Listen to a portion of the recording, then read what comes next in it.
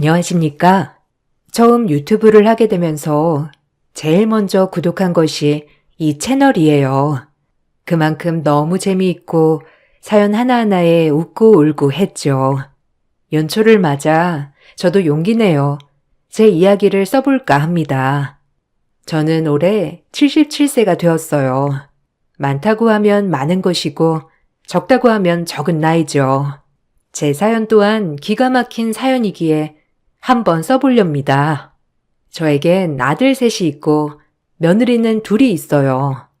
어려서부터 부유한 집에 자라 외동딸이었기에 어렵지 않게 자라왔어요. 부모님이 돌아가신 뒤에는 모든 재산이 저에게 귀속되었기에 성인이 된 후에도 어렵지 않았죠. 지금은 돌아가셨지만 남편을 일찍 만나 아이 셋을 낳았어요. 큰애부터 작은애까지 모두 삼형제였죠. 나름 최선을 다해 키운다고 했지만 남편이 아이들 어려서 일찍 돌아가셨기 때문에 아버지에 대한 부재를 주었죠. 아마 모든 부모들이 그렇듯 아빠 없는 자식들을 보고 있는 게 얼마나 마음이 아픈 일인지 아실 겁니다. 그렇게 아빠는 없었지만 나름 최선을 다해 아이들을 돌보았지요. 다행히 친정 부모님의 유산이 굉장히 많았기 때문에 홀몸으로 아이 셋을 키우는 건 힘들지 않았어요. 그렇게 아이들이 성인이 되었고 나름 잘 자라주었다고 생각했지만 저만의 생각이었어요. 어느 날 첫째 아이는 결혼을 하겠다며 큰 며느리를 인사시켜 주었어요. 며느리를 보자마자 전 화색이 돌았답니다. 엄마, 결혼할 사람을 데려왔어요.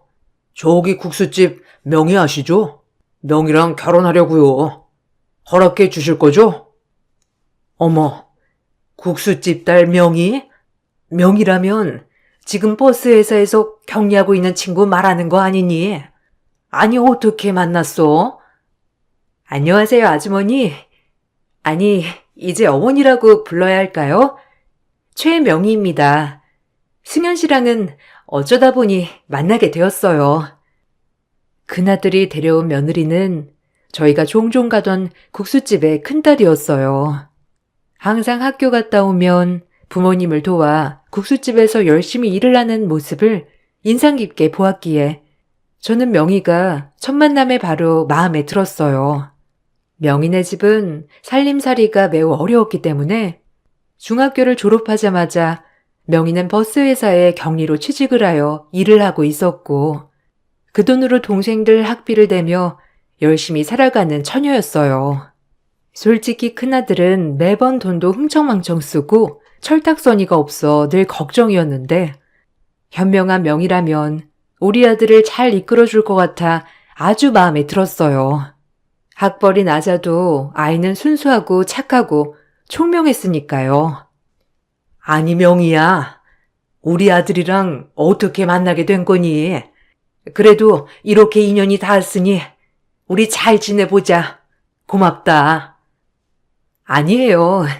어머님이 혹시나 절 마음에 안 들어 하시면 어쩌나 너무 걱정했는데 승현 씨는 대학교도 나오고 저는 고등학교도 못 나왔는걸요. 그래도 이렇게 반갑게 맞아주셔서 너무 감사합니다. 제가 최선을 다해서 어머니 모실게요. 학력이 다가 아니다.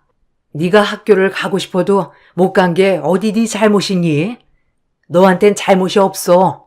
돈 없는 건 죄가 아니야. 그래도 어려서부터 부모님 모시고 도와주는 모습이 얼마나 기특하던지. 우리 아들이 너랑 결혼한다고 해서 정말 다행이라니까. 좋게 봐주셔서 감사합니다, 어머니. 어머님이 절 좋게 봐주신 것만큼 더 노력하고 더 잘할게요. 지켜봐 주세요. 며느리는 제 아들과는 다르게 밝고 싹싹했어요. 아무래도 어려서부터 어렵게 자라다 보니 돈도 흥청망청 쓰는 법도 없었죠. 아들들을 너무 오냐오냐 키운 탓에 셋 다 썩 마음에 들진 않았지만 큰며느리 명희는 제 마음에 쏙 든 며느리였습니다. 그런 며느리에게 저는 최선을 다해 잘해주었어요. 요즘 애들처럼 대바라지지도 않았고 오히려 제가 이렇게 잘해주면 잘해줄수록 명희는 고마워할 줄 알고 어른을 공경할 줄 알았죠. 문제는 아들이었어요. 하루가 멀다 하고 노름판에서 사고만 쳤으니까요. 아들은 결혼했다는 사실도 망각한 채 바람도 피우고 자기만 아는 철저한 이기주의였습니다.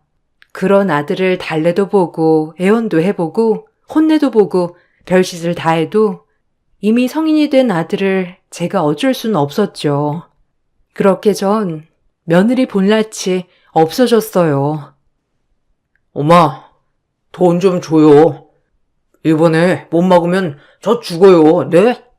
마지막으로 그냥 조금만 꺼주세요. 제가 금방 갚을게요. 어차피 엄마 죽으면 다 우리 돈 되는 거 아니에요. 그러니까 좀 미리 준다 생각하고 좀 주세요. 저 진짜 빚쟁이 된다니까요. 야, 이놈의 자식아. 한두 번인 줄 알아? 대학교를 졸업했으면 번듯이 취업을 해서 아까리말 생각을 해야지. 결혼까지 한마당에 지금 엄마한테 맨날 돈 달라고 하는 네가 양심이 있는 거냐? 어쩜 그렇게도 철이 없어, 어? 명의를 봐서라도 그러면 안 된다. 아, 그러니까요. 명의 봐서라도 이번에만 해결해 주세요, 엄마가. 엄마 그럴 능력 되잖아요. 다신 돈놀이 안 할게요. 아, 마지막이에요. 아이고, 내가 진짜 제명에 못 살지. 어떻게 장남이 돼서 매번 엄마를 실망시키니? 내가 너한테 많은 걸 바래? 그냥 번듯이 취직해서 저 자식 잘 먹여 살리면 되는 것을 왜 그렇게 황된 꿈만 꾸는 거냐? 내가 나중에 너네 아빠 얼굴을 어떻게 보라고? 아들은 매일같이 노름판에서 사고를 치고 돈을 해달라고 했었죠. 마음 같아선 모른 척하고 싶었지만 결혼까지 한 마당에 이대로 두면 며느리까지 힘들어질까봐 매일을 그렇게 돈을 메꿔줬습니다. 그것이 잘못된 길이었죠. 그때 모른 척 했어야 했는데 한 번이 두 번이 되고 두 번이 세 번이 되다 보니 아들은 늘 저의 재산을 믿고 사고를 쳐댔죠. 어려서부터 어려움 없이 자란 아들은 돈에 대한 소중함을 몰랐고 마찬가지로 큰형을 보고 자란 나머지 아들들도 매한가지였어요. 정말 속상했어요. 그리고 이런 마음은 며느리에게까지 미안한 마음으로 이어졌었죠. 아들 하나 보고 들어온 며느리인데 매번 며느리 속을 상하게 했으니 어미 된 도리로 며느리 볼랏도 없었거든요. 하지만 며느리는 그런 저를 오히려 위로해 주었고 감싸 주었어요. 어머니, 이 사람 또 오늘도 안 들어오네요. 아휴, 어디서 뭘 하고 있는 건지 알아야 찾으러 가는데 죄송해요. 제가 좀 내조를 잘해야 할 텐데 제가 내조를 못해서 승현 씨가 밖으로 도나 봐요. 어쩌죠? 승현 씨 이대로 영영 안 오면? 그럴 리 없어. 네가 왜 죄송하냐? 자식 새끼 잘못 키운 내 잘못이지. 아휴, 너랑 결혼하면 정신을 차릴 줄 알았는데 어쩜 저 모양인지. 아니에요. 제가 이번에 승현 씨 오면 얘기 좀 잘해볼게요. 그래도 속은 나쁜 사람이 아니니까 우리 믿어봐요, 어머님. 며느리의 자책에 제가 더 미안한 하루하루였어요. 그렇게 시간이 흘렀고 이대로는 안 될 것 같아 며느리를 봐서 큰 아들에게 사업체를 하나 내주었어요. 큰 아들이 그렇게 하고 싶어 하던 프랜차이즈 빵집 하나를 차려주었죠. 그래도 아내도 있고 이제 아이도 낳아야 하니 자신이 원하는 걸 하나 하고 살면 책임감이라도 가질까 싶어서요.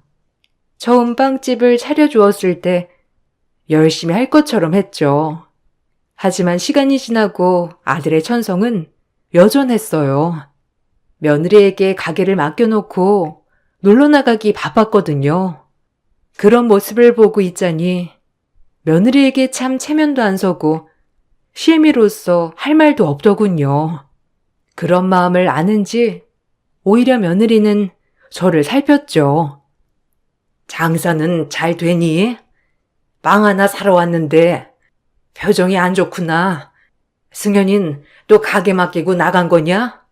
아유, 내가 못 살아. 어머, 어머님 오셨어요? 그이 잠깐 나간 거예요. 요새 손님도 늘고 단골도 많이 생겨서 바빴거든요. 어머니, 빵 드릴게요. 아유, 괜히 너 고생하는 거 아니냐? 이런 거 한다고 그네가 설치지만 않았어도 네가 고생하진 않았을 텐데 널 볼 면목이 없어. 어머, 어머니 무슨 소리예요? 어머님 아니었으면 저희 밥벌이도 힘들었을 거예요. 그래도 매출이 꾸준해서 지금은 좀 나아요. 그렇담 다행인데 자기가 한다고 설쳤다가 너한테 맡기는 거 보니까 내가 마음이 편치 않아서 그렇지. 너 만나서 고생만 시키는 것 같아서 내가 사돈 어른들 볼 낯이 없다. 고운 딸 데려다가 고생만 시키고 미안해 정말. 아휴. 어머님, 그런 말씀 마세요. 그래도 이렇게 안정적으로 어머님 덕분에 살 수 있는 게 얼마나 행복한 건데요. 그리고 요새 승현 씨도 집에는 꼬박꼬박 들어오니까 좀 나아요. 그러니까 걱정 붙들어 매세요. 이제 오히려 제가 죄송하죠. 이젠 효도도 해야 하는데. 괜히 걱정하는 저에게 어머님 때문에 감사하다고 늘 말하는 며느리였습니다. 얼마나 고맙던지 뱃속으로 낳은 자식들보다도 제 마음을 알아주는 건 며느리뿐이었습니다. 철도 일찍 들고 배려도 얼마나 잘하는지 그러다 문득 며느리의 오래된 고민을 알게 되었어요.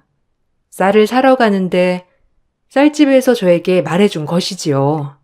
그 말을 듣고 바로 아차했어요. 얼마나 아무한테도 말도 못하고 끙끙 앓았을까. 어머, 사모님 나오셨어요? 아유, 명희는 그 집에 시집가서 신수가 확 폈던데 어떻게 사모님네 시집을 가게 됐는지 복이라니까요. 아유, 내가 복이지요. 명희 같은 며느리를 얻게 되었으니 얼마나 착하고 야무진지 며느리 복은 내가 있다니까요. 아, 그런데 명희네는 명희 시집가고 애들 학교도 못 가게 생겼으니 아주 그 집 친정엄마 낯빛이 어두워요. 아, 그래요? 제가 그 생각을 못했네요, 미처. 학교도 못 가고 명희가 생활비를 댔을 텐데 이제 생활비를 못 보내니까 그렇기도 하겠네요. 말씀해 주셔서 고마워요, 사장님. 사장님 아니었으면 아마 전혀 생각도 못하고 있었을 거예요. 고마워요.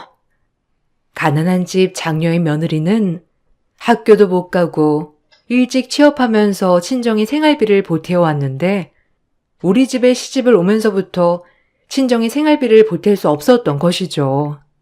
그러면서 동생들도 학교를 못 다닐 위기에 놓였다고 들었어요. 어찌나 가슴이 아프던지 며느리를 불렀죠. 그리고 냉큼 도와주겠다고 했어요. 며느리는 처음에 거절했지만 저의 완고한 고집에 꺾였죠. 명희야, 혹시 돈 필요하지 않니? 내가 너 시집 올 때 많은 것도 못 해주고 뭐 하나 크게 해주고 싶은데 돈으로 해줄까 해. 어머, 어머니, 시집 올 때 폐물들 많이 해주셨잖아요. 더 이상은 괜찮아요. 오히려 저희가 해드려야죠, 어머니한텐. 그게 사실 오늘 쌀집한테 얘기 들었어. 네 동생들도 공부 이제 못한다고 하더라. 집도 많이 어렵고 괜찮은 거야? 제 말이 끝나자마자 엉엉 눈물을 쏟는 며느리였어요. 그 눈물이 어찌나 서러워 보이던지 제 마음까지 찢어놨죠. 남편한테도 말하지 못했고 저한테도 당연히 말하지 못했는데 본인이 시집와서 괜히 동생들 공부마저 못하게 한 것 같아 죄책감이 든다고 했어요. 그리고 친정 부모님들도 몸이 안 좋아 국수집을 오래 운영할 형편도 안 된다고 말이죠. 미리 알았어야 했는데 어머니, 죄송해요. 이런 얘기 하는 게 아닌데, 승현 씨한테 얘기할 수도 없고, 그냥 가게 좀 더 자리 잡고 제가 조금씩 도와주려 했어요. 그때까지만 동생들한테 취업하라고 했고요. 제가 중졸이라 동생들은 공부를 꼭 시키고 싶었거든요. 이런 얘기 진작 가지 그랬냐? 우리 집에 시집와서 네가 승현이 때문에 마음고생을 얼마나 해? 미안하다. 진작 알아줬어야 했는데. 아니에요, 어머니. 신경 쓰지 마세요. 친정일은 제가 알아서 할게요. 어쩌다 제 얘기 들으셨는진 몰라도 잊어주세요. 너도 이제 내 딸인데 내가 어떻게 모른 척을 해? 이제 친정 걱정은 말아라. 좋은 것만 생각하고 좋은 것만 보고, 정 그런 며느리 이야기를 듣고도 모른 척 할 수 없어 며느리의 집을 돕기로 했어요. 이 과정에서 둘째와 셋째와도 마찰이 생겼죠. 내가 키운 아들들이 맞나 싶었어요. 아빠 없이 자라는 아이들 기죽을까 오냐오냐 키운 것이 아이들을 인정머리 없고 자비 없이 키운 꼴이 되었죠. 첫째 며느리에게 지원을 해준다고 어떻게 알게 되었는지 둘째와 셋째는 길길이 날뛰었습니다. 엄마, 사실이요? 아니, 형수네 집 지원해 준다는 게 말이 되냐고. 우리가 자선 사업가도 아니고. 그럴 거면 나나 좀 도와줘요. 맞아요, 엄마. 생판남을 왜 도와요? 나랑 둘째 형한테도 뭐 하나 차려줘요. 엄마 그럴 능력 되잖아, 우리도 잘할 수 있어. 너희들은 엄마가 돈으로 보이냐? 그저 돈. 어려서부터 엄마 얼굴만 보면 돈밖에 몰라? 내가 돈 없고 병드는 늙은이면 쳐다도 안 볼 놈들이야, 이놈들은. 내 말이 틀려? 내가 우리 며느리 집 도와주고 싶어서 내 돈으로 돕겠다는 건데 누가 말려, 안 그래? 그게 아니라 동생도 한 명이 아니라 두 명이던데 그 집 학비에 그 집 생활비까지 엄마가 왜 내주냐고요. 난 그게 이해가 안 돼. 형수도 시집 왔으면 친정이랑 연은 딱 끊어야지. 참나, 지네 친정일은 여기까지 끌고 와서 엄마 돈을 노려? 기가 막히네.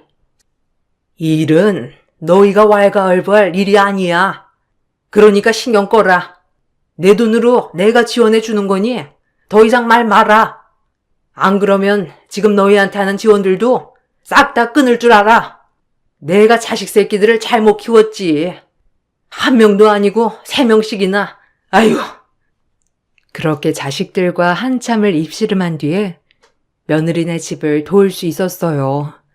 이 과정에서 며느리는 얼마나 저에게 고마워했는지 늘 저에게 당연하게 돈 요구만 하는 자식들을 보다가 며느리를 보니 오히려 제 마음이 더 좋더군요. 정말 잘했다고 생각했죠.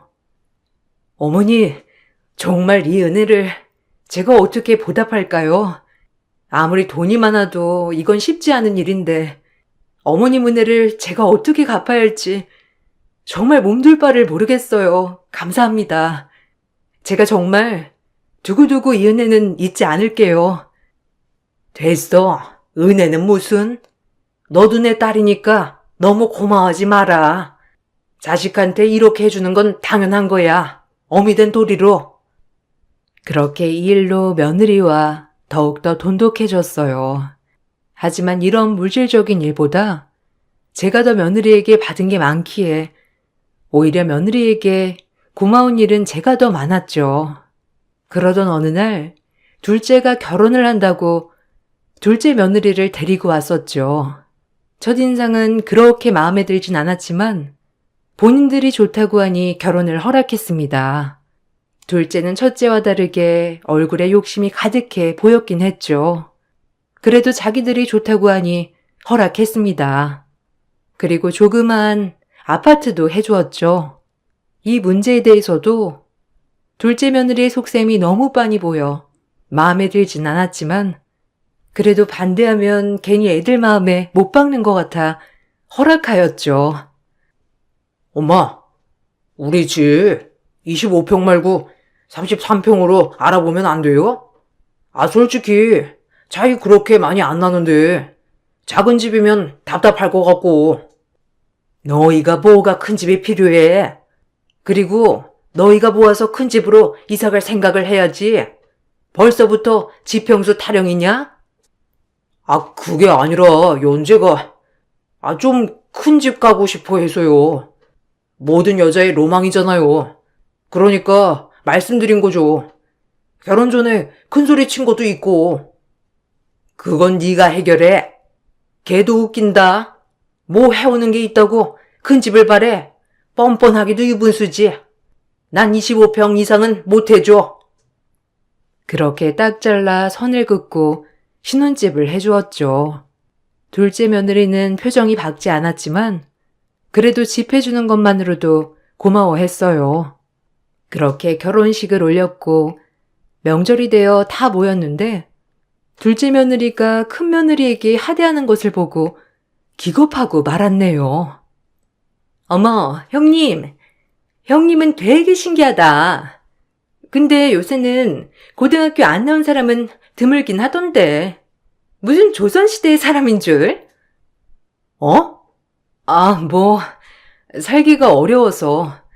그래서 나도 아기 태어나기 전에 공부 좀 해볼까 해. 그래도 고등학교 졸업장은 있어야 할 것 같아서. 진작 하셨어야죠. 그리고 저 남편한테 형님 얘기 듣고 정말 쇼킹했잖아요. 어머님이 형님 집도 다 도와준 거라면서요? 아니, 형님은 무슨 복이길래. 중졸의 어머님 사랑까지. 부럽네요, 정말. 아니, 그리고 그러면 좀 이런 거 혼자 할 만하지 않나? 도움을 그렇게 받아놓고 저한테까지 시키는 건 좀 뻔뻔하죠. 안 그래요? 전 집 하나 딸랑 하나 받았는데 아무래도 사랑 많이 받는 며느리가 더 헌신해야죠. 둘째 며느리는 큰 며느리에게 명절에 일을 하는 문제를 가지고 나에게 도움을 많이 받았으니 혼자서 해야 하지 않냐라는 뉘앙스로 깔아뭉개고 있었죠. 어찌나 화가 나던지 둘째 며느리의 인성은 원래도 마음에 안 들었지만 이런 모습을 보니 정이 떨어지더군요. 넌 무슨 말을 그렇게 하니? 그네가 네 친구도 아니고 어디 그런 말본새가 있어? 그래도 형님인데 예의는 차려야지. 어머니, 그게 아니고요. 전 형님이 자꾸 저보고 이래라 저래라 하시길래 그저 그냥 말한다는 것이. 죄송해요. 말 조심해라. 그리고 형님 깍듯이 대하렴. 손윗사람 함부로 대하지 말고. 그러다 셋째 들어오면 너까지 무시당할라. 안 그러니? 네. 근데 어머님이 형님을 좀 유난히 예뻐하시는 것 같아서 질투는 나긴 나요. 그러니까 저도 좀 예뻐해 주세요. 아셨죠? 눈앞에서 저렇게 알랑방귀를 끼는데도 어찌나 정이 안 가던지 그저 그냥 웃고 넘어갔어요. 그리고 나서부터의 일입니다. 몸도 예전 같지 않고 근육도 경직되어 가는 것이 하도 몸이 이상하여 병원에 가서 진단을 받았죠. 병원을 가서 진단을 받아보니 파킨슨 병이라고 하더군요. 아직은 초기 단계이고 약물 투여를 하면 괜찮아진다고 하지만 걱정이 많이 되었어요. 점점 진행하는 병이기도 하고 나중엔 걷기도 힘들어진다고 하니 덜컥 겁부터 나더라고요. 제 병은 어느새 제 아들들에게 큰 부담이 되어 가고 있었습니다. 아무리 요새 약물이 잘 나왔다고 하지만 점점 탱링하실 텐데 어쩌냐? 누가 보실지부터 얘기해야 하지 않겠소? 병 들어가는 노인을 그냥 혼자 둘 순 없잖아. 그래도 누가 보셔야 될 것 같긴 한데 어떻게 생각해 다들? 난 일단 가게 때문에 좀 안 될 것 같기도 하고. 무슨 소리야? 장남이 모셔야지. 그리고 우린 이제 신혼인데 어떻게 어머니를 모셔와? 안 그래? 셋째도 장가도 안 갔고. 그건 둘째 형 말이 맞아. 그냥 큰형이 모셔. 솔직히 병든 엄마 있다고 하면 누가 시집 오겠어? 우린 힘들 것 같아. 첫째 형이 모셔가. 뭐? 이것들이? 자기들도 엄마한테 다 이것저것 받아놓고 엄마 떠넘기는 건 나보고 하라는 거냐? 아주 웃기는 자식들이네.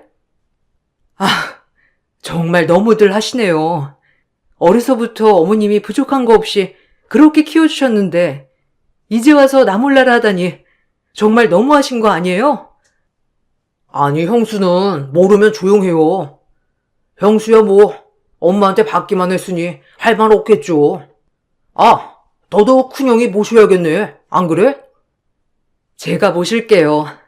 여보, 내가 모실게. 더 이상 아무 말도 하지 마. 제가 모시면 됐죠?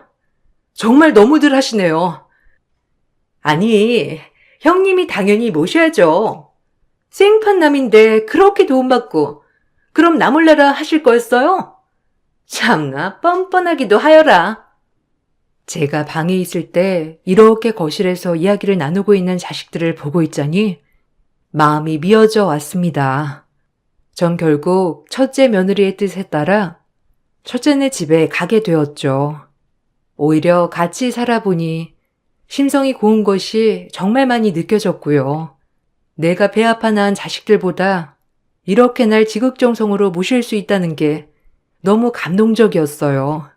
아침, 점심, 저녁 반찬 하나 겹치지 않고 철이면 철마다 맛있는 것을 얼마나 많이 해줬던지 너무 고마웠죠. 그리고 조금 늦게 첫째네에 아이가 생겼어요. 몸도 무거워진 며느리가 나까지 케어할 생각에 얼마나 힘이 들까 생각하며 마음이 너무 무거웠죠. 하지만 며느리는 오히려 기뻐했어요. 어머니랑 이렇게 살림을 합치니까 좋은 일이 생기는 것 같아요. 사실 너무 걱정했거든요. 아이가 너무 안 생겨서. 어머님이 완전 복을 굴러다가 가져오신 것 같은데요. 너무 감사합니다, 어머니. 첫 손주니까 많이 예뻐해 주세요. 아이고, 고맙다. 그렇게 말해주니 난 혹여나 몸도 무거워졌는데 혹시라도 나 때문에 더 손이 갈까 걱정했거든. 절대요. 어머님이 그러셨죠? 제가 늘 딸 같다고. 저도 마찬가지로 어머님이 친정 엄마 같아요. 그러니까 절대 그렇게 생각하지 마세요. 며느리의 말에 얼마나 고맙던지. 하지만 첫째 아들은 오히려 절 못마땅해 했죠. 오히려 제가 몸이 안 좋아지자 재산을 더 탐내기 시작했어요. 그리고 이제 우리가 모시니까 당연히 엄마네 재산은 우리 거라는 마음을 가진 듯해 보였죠.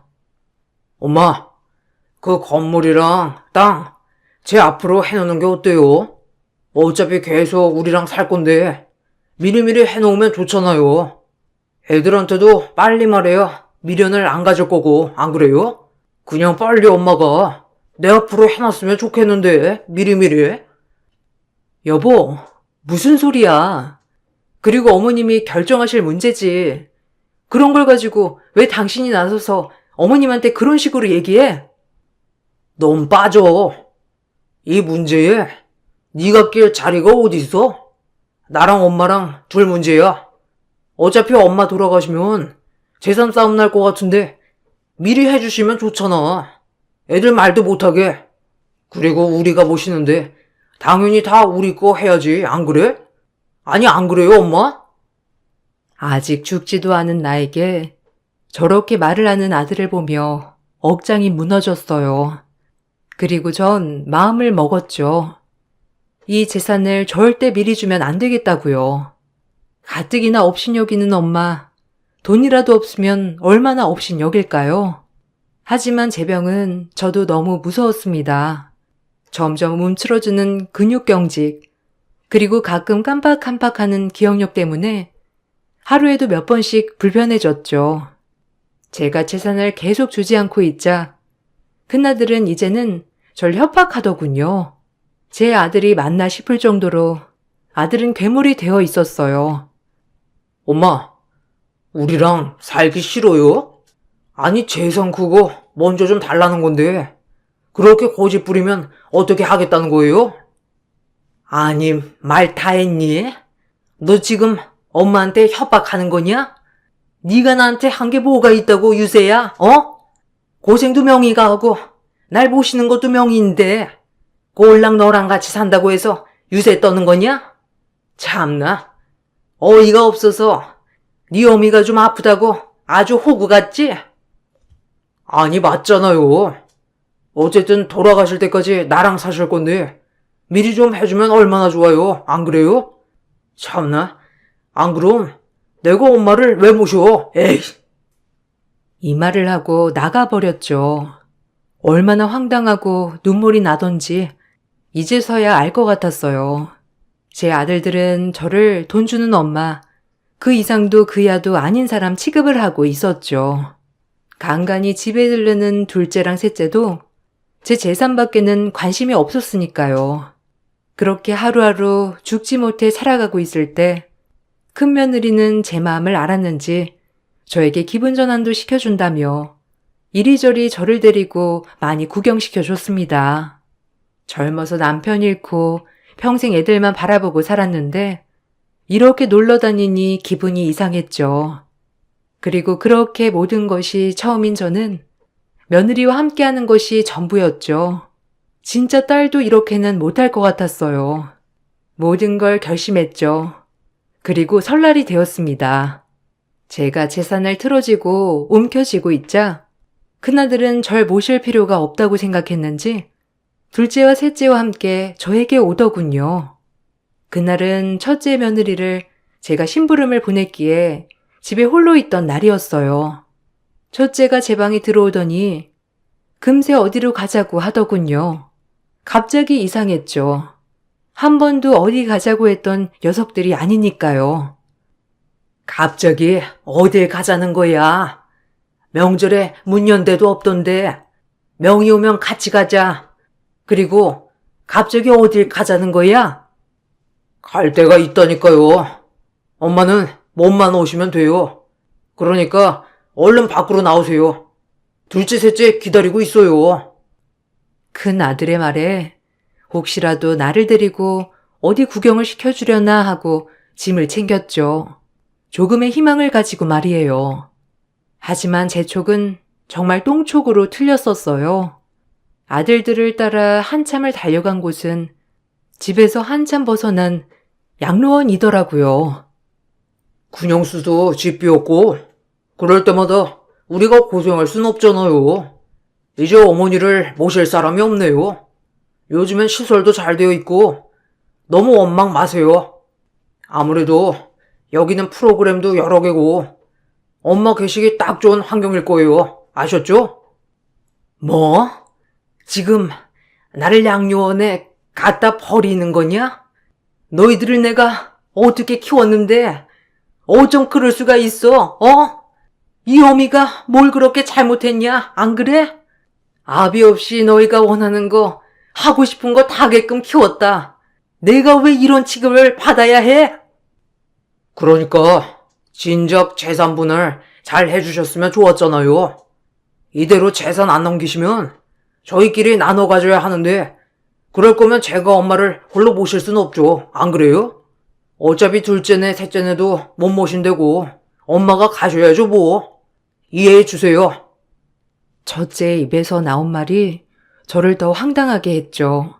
본인에게 재산을 주지 않으면 같이도 못 산다는 저 말이 얼마나 비수가 꽂히던지 내가 애지중지 키웠던 아들들이 아니구나라고 생각이 드는 순간이었어요.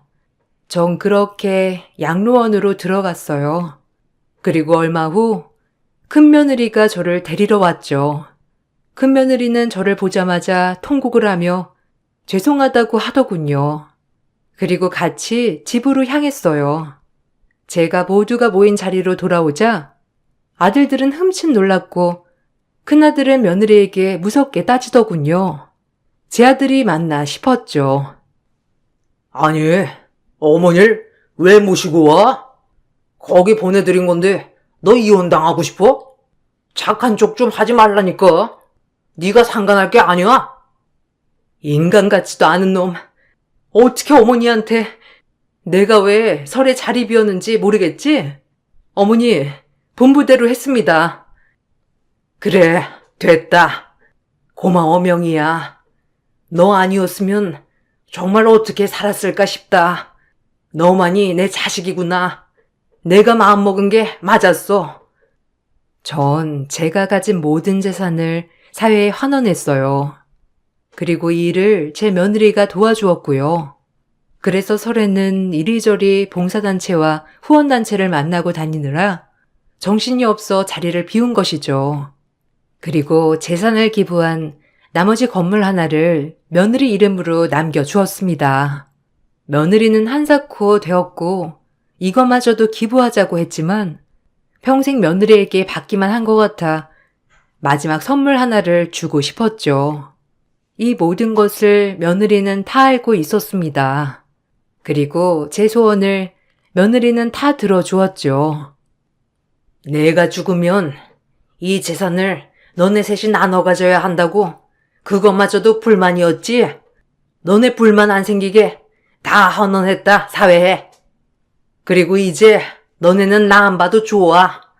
아니, 이제 내가 너네 안 볼란다. 이미 내가 살 집도 다 마련해놨어. 나머지 강남 건물 하나는 명희한테 넘겼어. 나쁜 것들. 아비 없이 철저히 희생만 한 나한테 너네가 어찌 그럴 수가 있어? 안 그래? 이제 엄마는 너네한테 미련 없어. 그리고 당신은 나랑 이혼해. 더 이상 당신 같은 사람이랑 한 입을 덮고 못 살아. 알겠어? 어머님은 내가 잘 모실게. 그러니 걱정 마. 뭐? 당신? 아니 왜 그래? 그리고 엄마 무슨 말이에요? 환원이라뇨? 그 많은 재산을 지금 저희 안 주고 다 환원했다는 거예요? 그래. 이제 너네 힘으로 살아. 엄마한테 바라지 말고 알겠니? 아니 이제 엄마라고도 부르지 말아라. 더 이상은 이제 너희한테는 엄마가 없는 거다. 제가 모든 재산을 사회에 환원한다고 하자 아들들은 소리를 지르며 저에게 그럴 순 없다고 난리가 났죠. 그리고 큰아들은 그 자리에서 충격을 받았는지 쓰러졌더라고요. 전 그 말만을 남기고 제가 마련한 집으로 갔습니다. 며느리도 이혼을 했죠. 이혼을 말리고 싶었지만 며느리는 더 이상 저런 남편과 살고 싶지 않다고 이해해달라고 하더군요.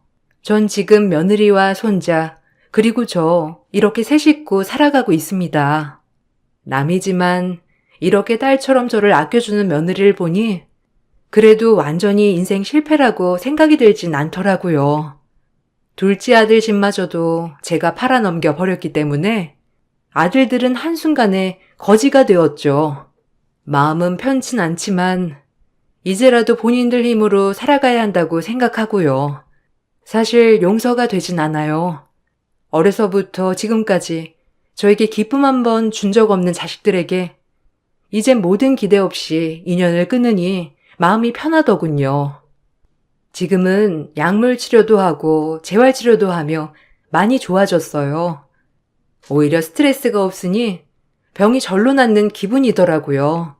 오늘도 이 글을 쓰면서 우리 며느리, 아니 우리 딸에게 참 고맙다고 생각이 들어요. 그리고 사회에 좋은 일을 했다고 생각하니 더더욱 보람차더군요. 제가 언제까지 살 줄은 모르겠지만 그래도 목숨 다하는 날까지 더 이상의 문제 없이 행복하게 지내고 싶은 소망입니다. 여러분 소망하신 일 모두 이루시고 제 글 읽어주셔서 감사합니다.